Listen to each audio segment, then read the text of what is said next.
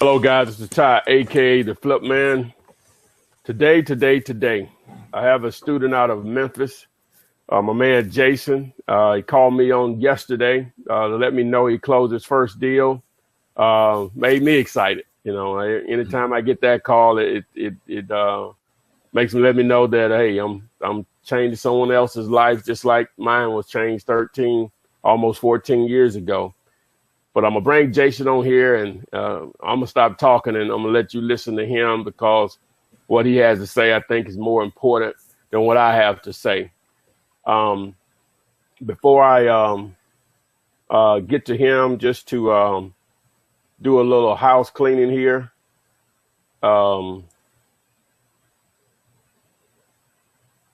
Hopefully you all can see that. You can see that, Jason? Yes. Okay. You want to get a copy of my free contract, you can simply go to, you can text the word contract to 313131. Just test the word contract to 31313. Don't text me. No area code, just those 6 numbers, 31313, and just treat it as a phone number and text the word contract, and you can get a copy of my free contract. Join us on Thursdays at 7 p.m. Eastern, 6 p.m. Central, 5 p.m. Mountain, 4 p.m. Pacific. For live Flipinar, seminar and webinar, had a baby and produced a Flipinar where I have a different topic every week. And this was the first week I actually gave away 2 free courses for people that attended the course. Attended the Flipinar. So, you know, hey, if you're there, you have an opportunity to win the Wholesaling Houses and Apartments course for free. So you can register at flipinar.com. That's flipinar.com. If you need proof of funds, you can go to realpof.com. If you're dealing with realtors, that's the only way they're going to take you serious. Realpof.com. You also know that you can access my 100 plus videos at flipman.net. That's flipman.net.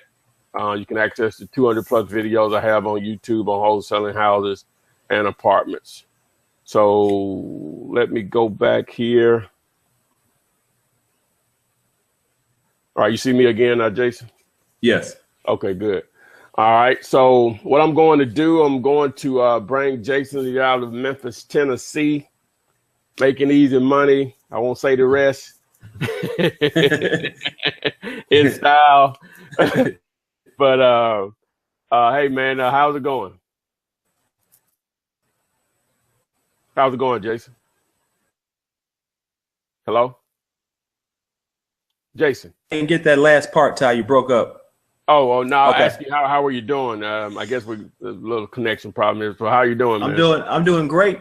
A day after like closing my first deal, I'm doing great. I thought I was motivated to, you know, really jump into the business before closing a deal. But now that I've actually closed one, it just gives you a little bit more fire, a little bit more intensity to go to the next one. So I'm excited. I knew I could do it. But like I said, before I reached out to you, I just needed that extra push, you know, and definitely a mentor to just answer a few more questions, provide me with a few more ideas before I actually, you know, jumped off the porch and just dove into it. So, go ahead. Let me ask you, you want to get ahead of yourself on the deal. I like to try to build up so you can share your experience and others can relate to it. Well, just tell us about how, what led you to real estate and what experience or non-experience that you may have had. If you could just go through your story as far as how you got into real estate and interested in real estate. Okay, so I did what a lot of people did. You know, I went to college, got a bachelor's degree, got a master's degree, started working in corporate America, was able to kind of travel, live in different cities with my job. And about 2004, my mom got sick and was in a coma for about a month. So I needed to take some FMLA from work, which was no problem, but I was off anywhere between a month to 3 months dealing with that. And my uncle actually pulled me to the side and he said, hey, you know, that's great that your job let you get off this amount of time. And I said, yeah, it's no problem. He says, but what if they didn't? he says, you know, what other income would you have coming in? And at that time, he had owned apartment buildings, homes, 2-family flats in Detroit, which is where I'm from. So I was always kind of exposed to what he was doing with real estate, and he was very successful with it. And at that point, I just really started thinking, well, I didn't want to work a 9-to-5 my entire life, but you know, that might be another source of income for me going forward. And I was interested in it. So that my mom passed in 2004, came back to Memphis. Within a month, I had joined a class to get my real estate license. Now, this was 2004. So the next year, 2005, when real estate was starting to pick up and it was booming, took the class, passed the state exam, got my realtor's license. And I took it as become a realtor first, learn the areas in Memphis. I had only been living there a couple years, meet some contacts, sell some houses, and really learn the rental market in the area. And that's what I did. So for a couple years when it was booming, I sold real estate and I became in love with it. And I kind of put a 5 to 10 year plan in mind that, you know, in 10 to 15 years, I want to leave corporate America and do real estate full time. So that's what I was working toward. And that's how I was first exposed to real estate, you know, 11 years ago. So fast forward 2008, 2009, between 2005, 2008, 2009, my 9-to-5 job really took off. So I was getting promoted. I moved again a few times, but I always kept my eye on the prize, which was long-term investing and obtaining rental property. So 2009, fast forward 2009, started my LLC. Bought a rental property, rehabbed it, put a tenant in it. A couple months later, bought another one. The next year, bought another one, with another one. So at that point, I was cash flowing on these rental properties because I paid cash, didn't have a mortgage on them. So I was 100% cash flow each month. So first I became a landlord, not quite. So I was investing, but not flipping, not doing wholesaling, even though I was interested in it. I really just wanted to focus on having some rental property. So that's what I did, man. And, you know, by 2012, 2013, I had 5 rental properties, free and clear on 4 of the 5, and cash flowing, tenants, good tenants in there. But around 2013 is when corporate America just really started to get old, so to speak. You know, when you get married and you start have kids, working 6 days a week sometimes and working on the holidays just wasn't what I wanted to do long term anymore. And that's what I found. The industry changed. So I was working longer hours. I was working sometimes 6, 7 days a week, and I was working on the holidays. That just wasn't what I wanted to do another 20 to 30 years. So fast forward, I had my cash flow coming in from my rental properties. I made some other good investments, so I was able to get a lot of debt paid off. So that's when I really started focusing on the wholesaling piece. So I took about, I guess, a year and a half of really just reading a lot of books, a lot of Google articles, went to a few seminars, and of course, YouTube. I mean, you've said it before, YouTube is your friend, right? You can learn a lot on YouTube, okay? So for anybody that's watching this, you know, don't just think that somebody's going to hold your hand and walk you through everything. You got to do the work sometimes, all right? You got to educate yourself, all right? You got to put in that time. Even if you do have a 9-to-5, you got to find the time to put in that time to educate yourself. So did that, and you know, was really doing good with adding some more rental properties. So, you know, about 2 years ago, I left corporate America. And when I say I left it, $95,000 on the table is what I left. So I wasn't making, you know, 30, no pun intended, but I wasn't making 25, 30,000, $95,000 I left on the table. Now, a lot of people told me I was crazy for doing that. Are you crazy? You going to leave a good job to go follow your dreams? Yes, I am going to do that, because there's nobody. My mama always told me there's only one person you can count on in this world, and that's yourself. I believed in myself. And my wife supported me in the decision. And like I said, I did it, and was getting close to really just getting that wholesaling piece down. And I saw something on YouTube actually with Ty on some videos, and I said, wow, I saw a lot of people that were offering all these programs. I've seen $30,000 programs. I've seen $1,300 programs, but the dialogue was seminar talk to me. And, you know, it was kind of slick talk, so to speak. And I just didn't trust it. But ran across a video for Ty, and I said, okay, this guy seems straightforward. It seems down to earth. And I'm going to reach out to him. So I reached out to him, and the first thing that stood out was you text back immediately within 5 minutes. And we just kind of had a dialogue about where I was from and so forth and so on. And, you know, you offered to kind of mentor me a little bit as I start through this wholesale business. And it was a win-win for both of us. So I think we spoke at the end of September, if I'm correct. Yeah. And then I reviewed a lot of your training, I think the last week of September. And then I was wholesaling that first week of October. So that's kind of how I got started with real estate. So I guess my story is different because I had a little bit more experience being a realtor, having rental properties and cash flow. I guess I just wanted to take it to another level, add that extra caveat to my investing experience. So, and this is what I plan on doing full time. You know, my rental properties, I intend on continue to buy rental properties and continue to do wholesaling. I think in a few years or another year, I may dive into the actual buy, rehab, and flip as another challenge, just to see if I like that aspect of it.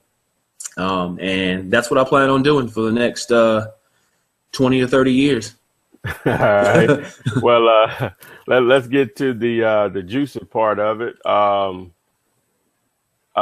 So I assume, if you could correct me, had you already started trying to look for deals to wholesale before you contacted me?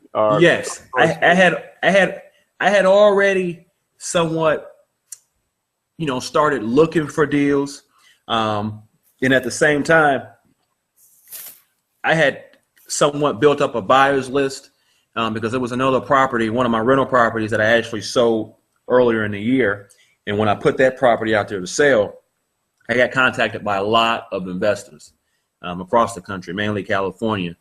So once I had that property under contract, the folks that were calling, I basically was getting their information as a potential cash buyer in the future.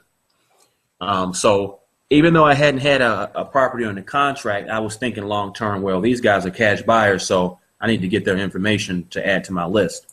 So from January, fast forward to August, September, I had tried a little bit, like I said, to reach out there to see about getting some contracts, but just wasn't having any success. I figured I was missing something, and again, continued my YouTube education. And again, that's when I ran across you, and I said, all right, maybe it's time to I know the importance of having a mentor, but I said, maybe it's time to reach out and see exactly what I'm missing. Okay. Well, tell us, how did you find the deal that you closed on yesterday? If you'll take us through that process, because you did something I've never been able to do. I guess I haven't been consistent enough with it, but I've never had any success with it. So it's even more interesting because I've never done it myself this way. So, okay. So, October 2nd, I didn't have any bandit signs yet because it's political season, and they told me it would be 3 to 5 weeks before I would get any. Oh, so, one thing before you get in, I just looked on my phone. I keep, records of students in my phone on when they sign up. So you basically signed up on September 15th and you closed the deal on September 27th, just to give a timeline for your actual situation. So that's basically about 40, what is that? 30. So that's about 42 days you closed the deal from the time you signed up. But go ahead on how you found the deal. Okay, so like you said, that September time frame, I spent that time just studying the videos, after we had spoke. So I think it was October 2nd. I didn't have any bandit signs yet. Again, because it's political season, they said it'd be 3 to 5 weeks. So I said, well, I don't want to wait that long. I'm going to try something. So I actually put an ad on Craigslist on October 2nd saying, in the real estate section, saying something simple like, I buy houses as is for cash. And I put my phone number on there. So that was on October 2nd. On October 3rd, I received a call from a young lady saying that she had just got a new job and they had a house that they partially rehabbed, and they wanted out of it ASAP. They didn't want to rent it from from Dallas. They were ready to move. They started the new job the next week. They wanted out of it. So I went through a couple of questions to ask them about the house. So what type of property was it for them? It was a house they bought on a tax sale. They were going to use it as a rental property. Oh, okay. So they partially rehabbed it, but they didn't complete it all. Okay. And they were moving to Dallas, so they didn't want to have anything to do with it. So I ran the numbers on the property, and it looked like it's possibly a good deal. Called her back, and we agreed to meet at the property on October, I think it was October 4th. Okay. Hold on one second. So we met at the property, her and her husband. Actually, it was October 6th. We met at the property, October 6th. And I did a walkthrough of the property. Again, having experience, having rental properties and doing rehab work, I kind of knew what the repairs were going to be. So I offered her a price. She declined the offer. She just flat out told me what she needed for the property to feel comfortable. Okay. But what did you offer, and what did she counter? All right. I offered, it was pretty embarrassing. I offered $4,500 for the property. But that's what you're supposed to do. You're supposed to feel horrible about it. Yeah, I mean, it was rough coming out. Ty, I mean, yeah. I had my head down. You know, I was just like, oh boy, why am I going to say this? But yeah, so it was $4,500, and she had a number in mind, which was $7,500. That was her number that she wanted to walk away with. So I came back with I think $6,500, and we went back and forth and negotiated. She was a little off. She had quite a bit, about $500 to $1,000 in taxes. About $500 in taxes that she had. So basically, what we did, I bumped the price up to $8,000. Again, not being greedy, but I said, okay, if $8,000 minus the money that she needs for the taxes, that would put her exactly where she needed to be, right? Mm-hmm. And she accepted. So I hadn't wrote the contract up or anything before going there. So basically, I had some blank copies of the contract, and I wrote 2 contracts out right there in the living room, exactly the same. We both signed them. We dated them. I went through them with them. They got a copy. I kept a copy, and I gave them $10 cash for earnest money, just to show them that I was serious about yeah. doing business with them. Yeah, you used the I guess you used, yeah, I think you told me yesterday you used the contract that I used, right? Correct. Yeah, all right. So they didn't have a problem with that contract, as I tell people. It's just a simple contract. It's simple, man. No, it's one, like I told him, it's one page. It's not a lot of legal jargon in there, lengthy legal jargon. Now, one of the things we did go through each bullet point. Okay. Wow. And just because I just wanted to make sure they understood what was going on. And, they said it, they had a copy, they read through it with me, and they said, I don't have any issues with it. It makes sense. It's straightforward. Okay. So like I said, they had a copy, I had a copy. Before I left, I took pictures of the property. I also took a short, about 5-minute video of the property inside and out. So that was on October 6th. That night, went home, did the same thing. Took the description of the home, took pictures, put it on Craigslist. Property for sale. I think at that time I put 15,000. 15,000 is what I put it out there for, which was October 7th. Phone, email was constant. Okay. All day on the 7th. I was constant calls, constant emails about the property. Let me stop you there. All right. a good illustrator. A couple things here. All right. And people always ask me, will this work in my city? Right. Okay. And I tell them, do people get divorced in your city? Do people lose their job? In this situation, do people relocate from your city? You know, so we know all of these things happen no matter where you are, which creates motivation. Your seller was motivated because they're moving, and now this rental property that they thought they wanted to get into the business is not considered an asset to them anymore. It's a problem. Correct. So now they're motivated to sell it at a discount that's to your advantage because you are solving their problem. The other thing is, my man put it on the contract with the one-page contract, gave him $10, and then the third thing is he listed it on credit. I'm getting ahead of him, but he'll explain it. He listed it on credit. He didn't have any buyers. Didn't have a buyer, right? Then wasn't even thinking about that before you went out there, right? No. Okay. Put it on Craigslist. Guys, it's not hard to give away money. His phone, email started to blow up. Go ahead, Jason. So now, you know, I mentioned that I had a few contacts from earlier in the year when I sold one of my rental properties. Mm-hmm. I hadn't even sent it to them yet.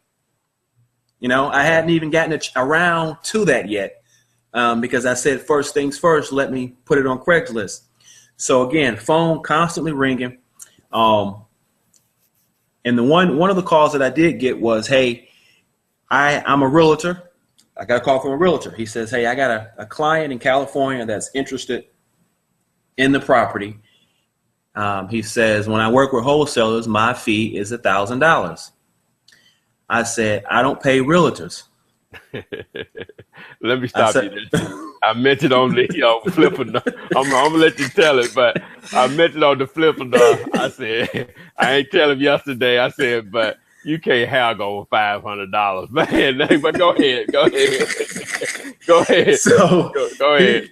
He says, my fee is $1,000. I said, well, I don't pay any type of fees or referral fees to realtors. So he says, well, my buyer is serious. He's from California. He pays all cash. And I said, well, if I did consider working with you, I would pay you $500. I'd pay you $500. So he says, well, no. And we went back and forth and negotiated. So we ended up agreeing on $700 as his fee. Now, coming from being a realtor and things of that nature, you know, the real estate commission is very fishy about how realtors can receive commission. Okay. So what we did was perfectly legal. Is since he was a buyer agent for his buyer, he had a contract with that buyer. So he did the contract with his buyer for $700. And then what I did was I reduced the price of the house by $700. So instead of $15,000, I had it on sale. I put the price for $14,300. He said, perfect. So October 7th, again, same day, we met at he did a 5-minute walkthrough and said it's a go. Now, earlier in that day when we were talking, I sent him the 5-minute video of the property and he sent to the buyer. The buyer said thumbs up. So we just wanted to do a final walkthrough. So later on that evening, I met him at. Go ahead. Did you upload the video to YouTube, or how did you do that? I actually hadn't even gotten around to doing that. Okay. I had it on my phone, and it was like actually 4 minutes and 50 seconds. Mm-hmm. I sent it to him. It went through, and he forwarded to the buyer. Buyer was interested. So me and the agent, we met at the house. Like I said, he took 5 minutes and said it's a done deal. He said, send me the contract and I'll get the buyer to sign it. So went home, filled out the buyer contract for $14,300 versus the $15,000. I put down for earnest money $1,000, and I sent it off. But I didn't put 30 days as I did with the seller. I put 14 days to close the deal. Of course. Sent it off. Then about an hour, the realtor emailed me back with the contract signed. From there, Did they use the realtor's contract, or they used mine. the one-page contract? Right. I said I'm not using any other contracts. I want to use mine because that was important to me. I wanted to control just from. Oh wow! Yeah, finish. I wanted to use my contract. So if the realtor, so if he wanted to use a buyer agency contract with, his client, that's on them. Because again, he was paying his $700 fee. That was on them. But as far as dealing with the house, I wanted to use, my contract, and he didn't have any issues with that. Neither the buyer or the agent. So as soon as I received the contract, I had already had a title company. I know you mentioned that that's the last thing you want to worry about. But again, from me being in the business already, months ago, I had already talked to the title company that I used and said, hey, I'm getting ready to dive into wholesaling. Is that going to be a problem? They said no. So we had already had a relationship. So Friday, I think that was a Saturday or Friday, October 7th, that night, I sent the seller's contract, the buyer's contract, and a brief closing description of everything that was going on. Right. That's the process. Basically just saying, here's the seller, buyer. I gave her the seller's phone numbers, their names, the buyer's phone numbers, names, the agent's phone numbers, names. And just saying, hey, here's the purchase price, $8,000. Here's the selling price, $14,300. And I'll be, getting that difference. So from there, I sent that off that night on the 7th. And I think that Monday coming up, I think it was a holiday that Monday, so they were off. Mm-hmm. And then that Tuesday, she called me and said, hey, I've already contacted the agent. That would have been the 10th. That Monday would have been the 10th. Okay. So yeah, that 11th, she contacted me and said, I've talked to the buyer and he's wiring the money this afternoon, $1,000 earnest money. And then she says, once I get that, I'll start running title. So I know you mentioned before, a lot of people are concerned about the title company. Listen, that's the least they need to be worried about. You can call any title company and ask them, hey, do you do assignment closes? And they're most likely going to say yes. If they do, just ask them, how long does it normally take to run title and kind of their fees. And you go from there. It's not, that's the least you need to worry about. Well, let me say this now. Sometimes it's not like that. And Memphis is a different city. Y'all got, you all are ahead of the curve on most cities when it comes to wholesaling. Okay. So it's not going to be a lot of, it's probably no title companies that's been around for, especially in Memphis, that don't know about wholesaling. In other markets, it's not the same, but you still don't worry about it, because once you have a seller and a buyer in place committed with contracts, trust me, they want the business because it's an easy transaction.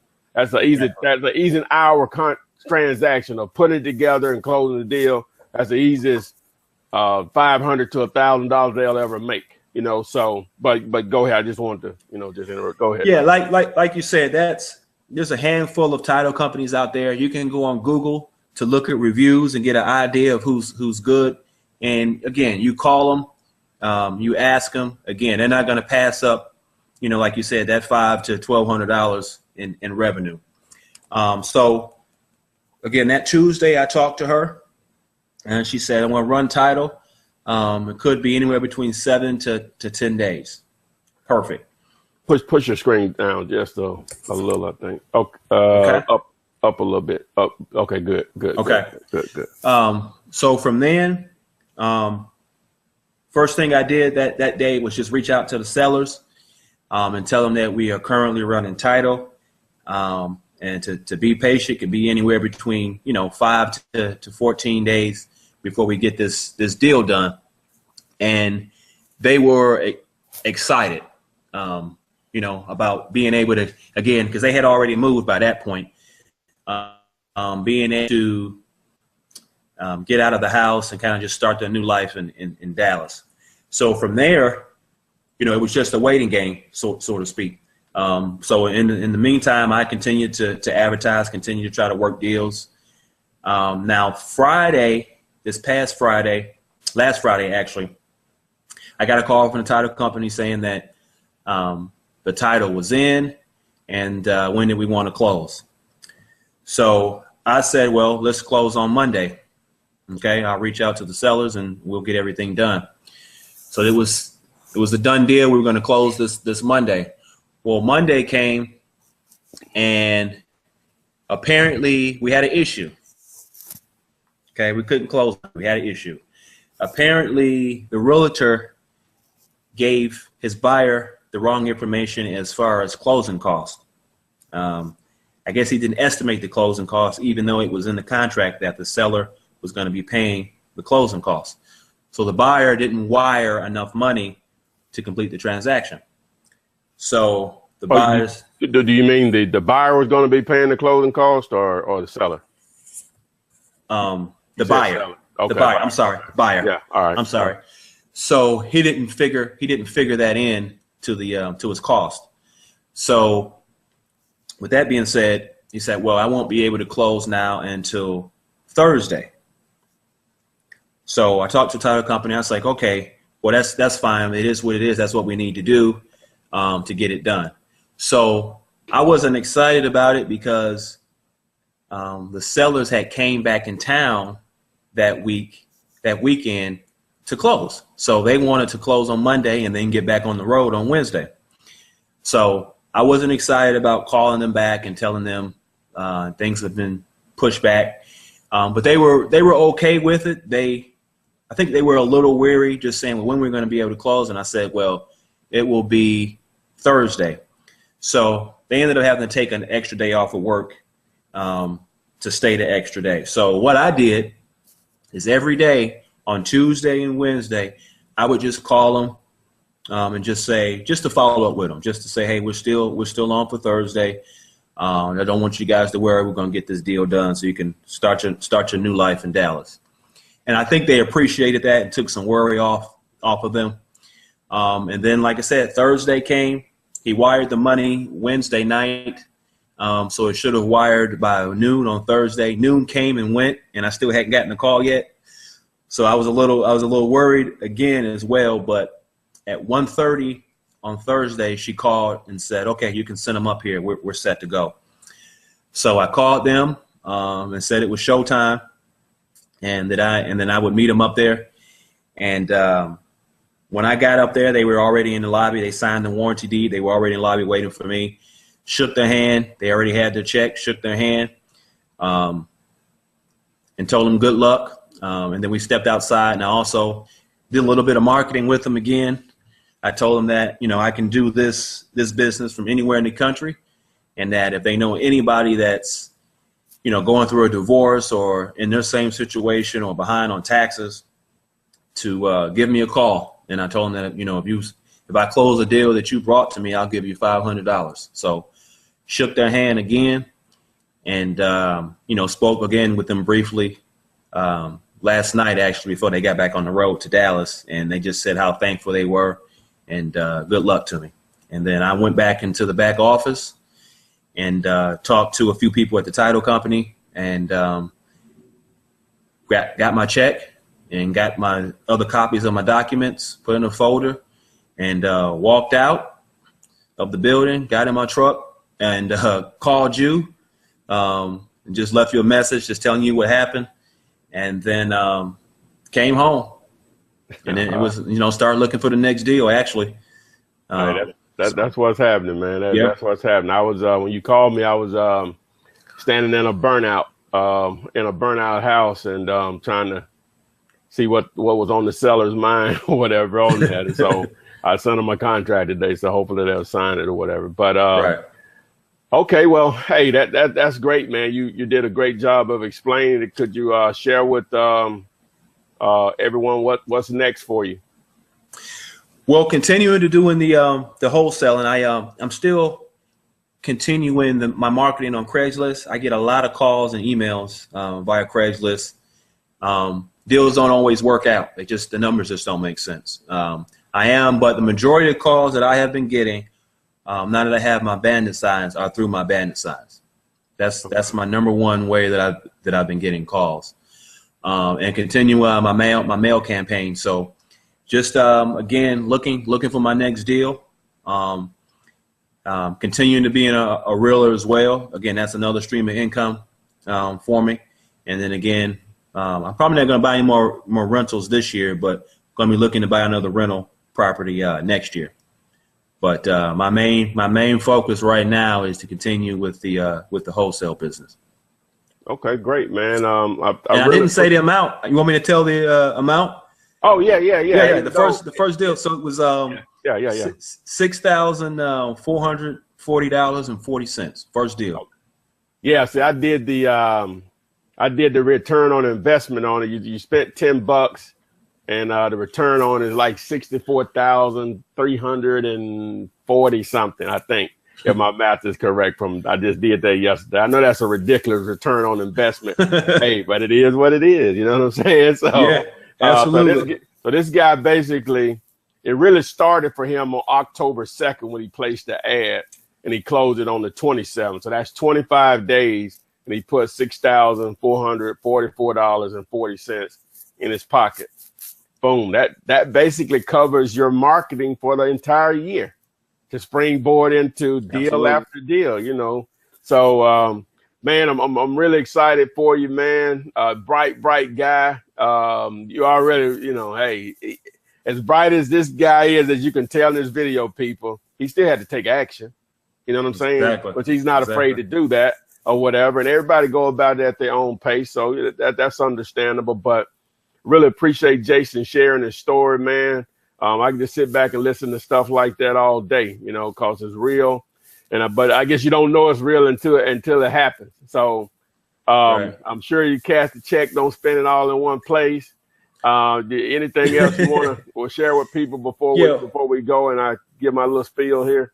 Yeah, one thing is that, you know, you did the return on investment, but on this deal, I spent going forward, I keep track of the time that I spent on. So I spent 6 hours total. So that's $1,075 that I spent an hour. Wow. So nobody, again, just my opinion, no job is going to pay you what you think you're worth. Now, I'm not saying go quit your job right now. I'm not saying that at all. But what I'm saying is, if you got a passion for something, whether it be real estate or you want to own your own beauty supply shop or your own barber shop, like Ty said, you got to take action. You got to jump off the porch. You got to put a plan in place. You got to work toward it. You got to get a mentor, and then you got to take action. Okay, whatever it is. Okay, so I just wanted to say that 6 hours worth of work, $1,000 per hour. Okay, that's my going rate. Hey. Make America great again. Exactly. Amen. Amen, brother. Yeah, man. We really appreciate Jason coming out and sharing his story with us. Just before you go, don't forget you can access 200 plus free videos on YouTube through flipman.net. Join us live on the webinars. Flipinars on Thursday nights at 7 p.m. Eastern. You can do that at flipinar.com. If you need a free copy of the contract that Jason just used on the deal he closed, you can just text the word contract to 313131. Need proof of funds, realpof.com. You'll probably see all of these promotions on the screen here after I cut this up, but get it cut up. But I really appreciate Jason showing up. Hopefully this is recorded. but again, man, thanks a lot. And I guess we'll see you all on the flip side. Take care. All right, thanks, man.